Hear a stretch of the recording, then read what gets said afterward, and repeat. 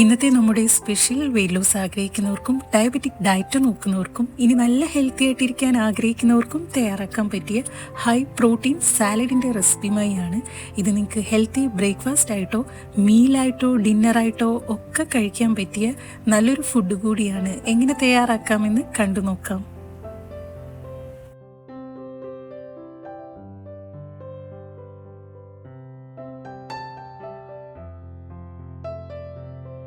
നമ്മുടെ healthy salad തയ്യാറാക്കാനായിട്ട് 120 grams of boneless chicken, കുറച്ച് മഞ്ഞൾപ്പൊടിയും മുളക് പൊടിയും കുരുമുളക് പൊടിയോടെ ചേർത്ത് വേവിച്ചെടുത്തിട്ടുണ്ട്.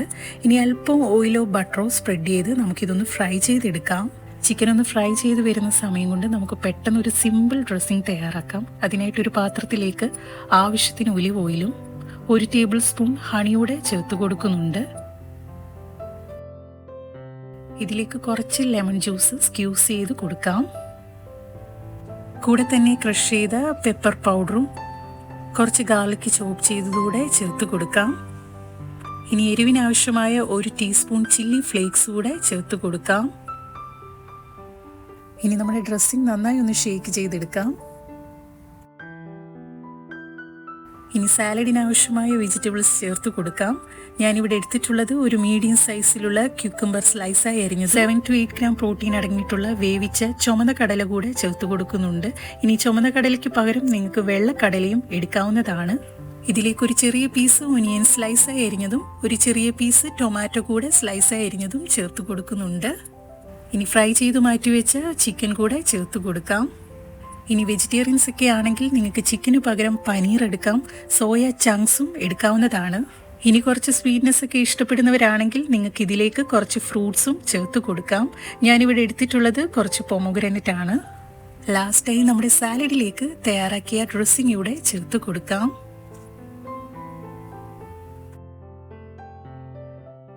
ഇനി 2 സ്പൂണോ ഫോർക്കോ വെച്ചിട്ട് നമ്മുടെ സാലഡും ഡ്രസ്സിംഗ് കൂടെ നന്നായി ഒന്ന് മിക്സ് ചെയ്തെടുക്കാം.